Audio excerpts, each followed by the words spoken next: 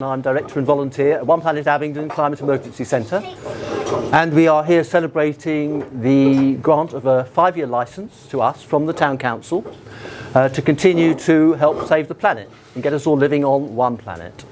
So to start proceedings, I'm going to hand the microphone over to Felicity Dick, who is the Deputy Lord Lieutenant. No, I got it wrong again. Doesn't matter. Deputy Lieutenant. Deputy Lieutenant, who's going to start our proceedings, and so may the party begin.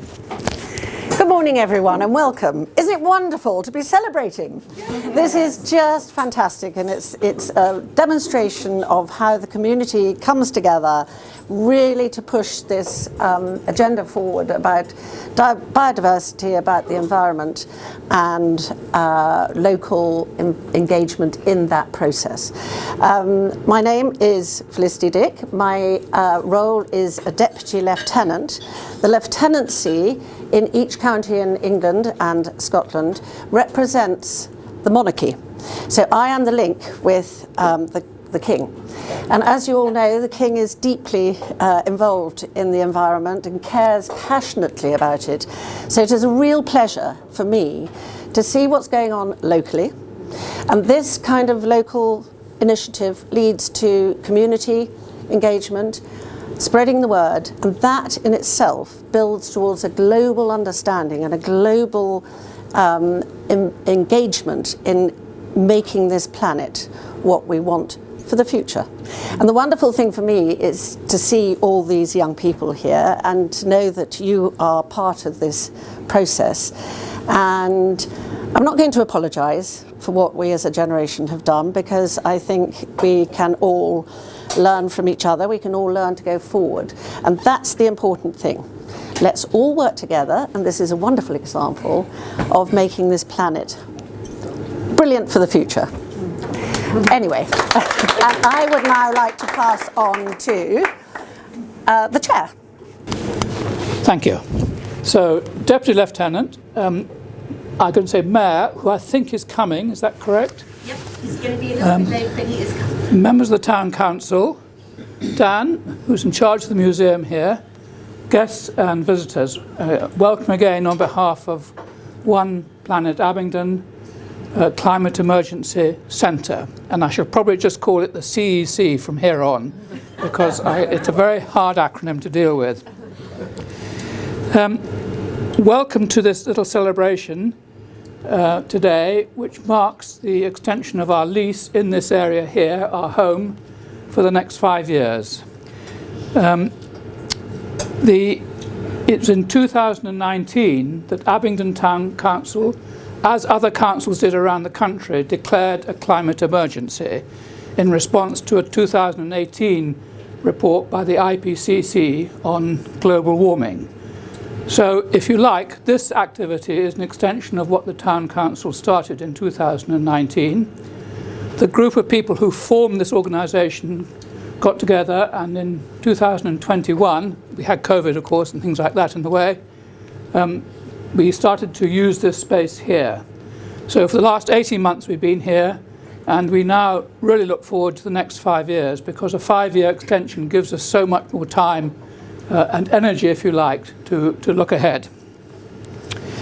I should say that in relation to the Abingdon Town Council decision, it's very interesting to note that the 8 warmest years on record have been since 2015. These last 8 years have been warmer than any year before 2015. I don't know whether you've been given copies, but we have, and please take one. I will give one to you. Oh, thank you. There are these little cards on the front here, which really tell you about what's happened over the last 18 months. Through Bioregional, we formed a link to the One Planet Living ethos, and you can see that on the side of this card here, all the One Planet Living guidance. And that's where OPA comes from, One Planet Abingdon. And it provided us with a sort of framework that we really needed to think ahead. We now have something like 100 volunteers on our books. Not all are active, and of course some people come and some people go, but it's that sort of number of people. And this cafe is open for 3 days a week, Thursdays, Fridays and Saturdays.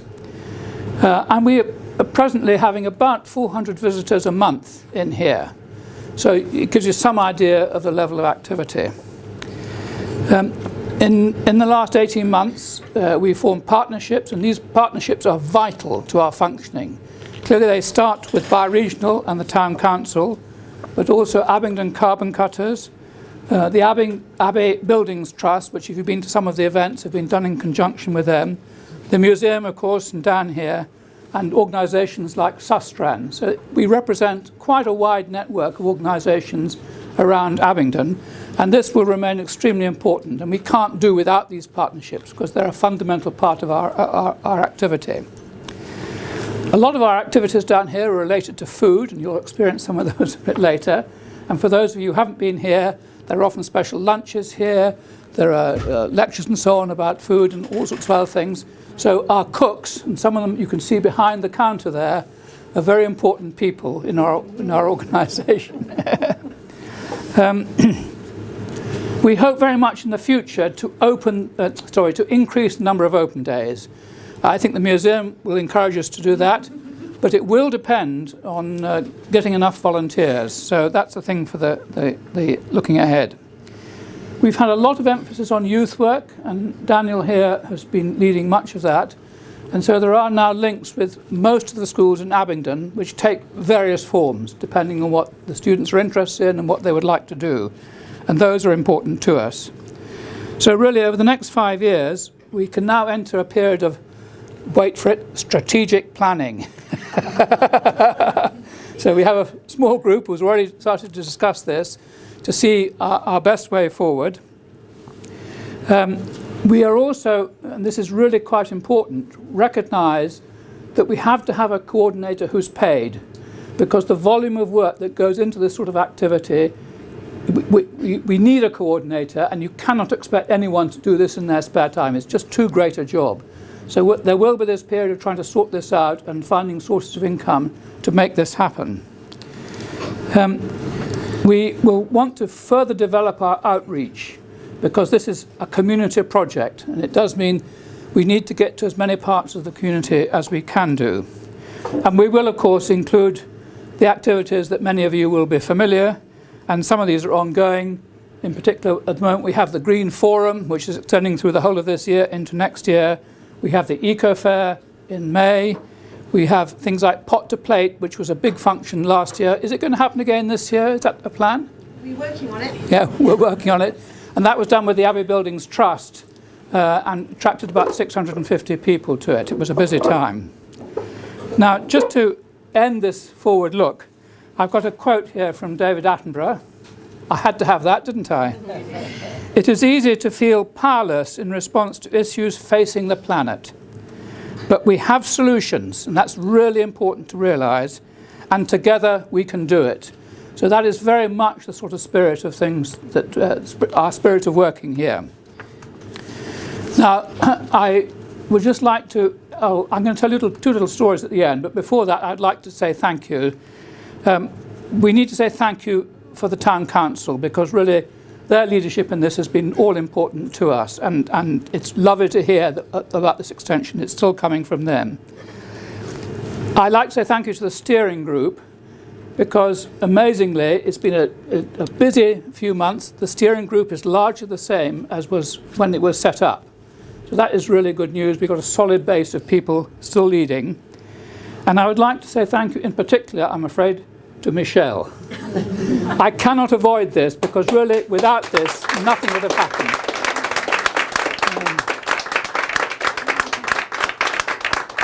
Michelle is the driving force, as some of you may have witnessed this morning. And she still manages to have a smile on her face, as you can see. So thank you, Michelle, because we owe you a terrific thanks for everything that you've done. And also, I should add, is Graham still there? Or is he hiding? No. I would like that Graham. No, that Graham I was thinking about there.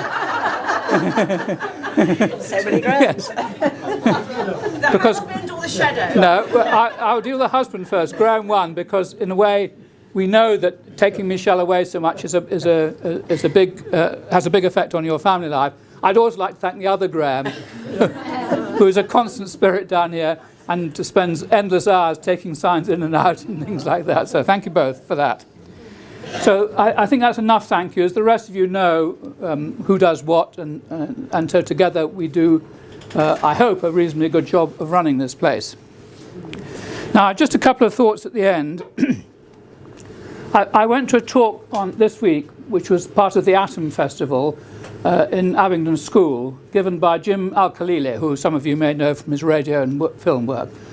And he's a physicist, and he was talking about artificial intelligence and robotics. And he said, change is going to come. It's going to be as fast or faster than the internet change. And he was really very strong about this. And I have to say, if you're a biologist like I am, and you're an environmentalist, change is coming, and it's going to come quicker than we think.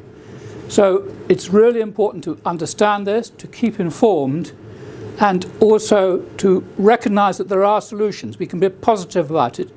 If we want to be, we need to be, so please do so. An example of this is water. I don't know whether, I think it was just yesterday, there was an article in the paper saying at a global level, by the end of this decade, we expect to have a 40% deficit on fresh water supplies. This is a global figure. That is frightening because that threatens food production, amongst other things. And when you think about it in this country, it's not so great either, despite our climate. We haven't recovered from the water shortages from last year. We've had a very dry late winter. We're expecting to have dry weather through the spring now.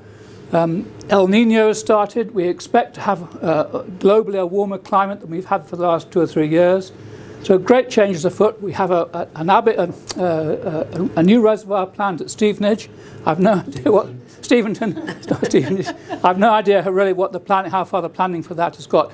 So there is a great area of change. We know about pollution problems, and so on and so on. So water is an area where there will be great change. And I'm pleased to say that the Green Forum has got a session on water, hasn't it, in a couple of months' time. Could I just say we're also launching Freshwater Watch Abingdon shortly with support from the council, where we'll be monitoring watercourses around the Abingdon town area. Yes. So keep an eye on the website, there'll be more information about that. So thank you, Kay. So that is really worth knowing.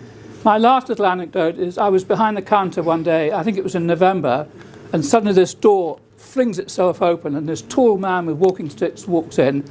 I want a climate conversation, he says. So we sat him down at one of these tables, gave him a cup of tea, and I had a climate conversation with him. And he was a man from British Columbia in Canada. I'm not quite sure why he was in Abingdon. And he wanted to tell me about the felling of primary forest in Canada. But the main source of his message was that much of this wood was being shipped to England as wood pellets to the Drax power station. And the Drax power station is still treated as a renewable energy source, okay? And there have been lots of complaints about this, but nothing happens. To make things worse, it's our biggest CO2 emitter, biggest single CO2 emitter here. So we've got to think about things like that. I almost felt this chap wanted to make me go on some sort of formal message of complaint about this. He felt so strongly about it, partly because in Canada no one is doing anything to replace these forests. So he just sees it as an environmental issue, as a way in which this country is parasitic on big resources abroad, and I'm sure it's not the only case, and we need to think about things like that as well. But it is a picture of what can happen in this cafe. So think broadly, keep yourself informed, and hopefully we will find a good way forward through all the issues that we're going to face in the future. So I'm going to stop there, and I'm going to hand over to somebody. Dan.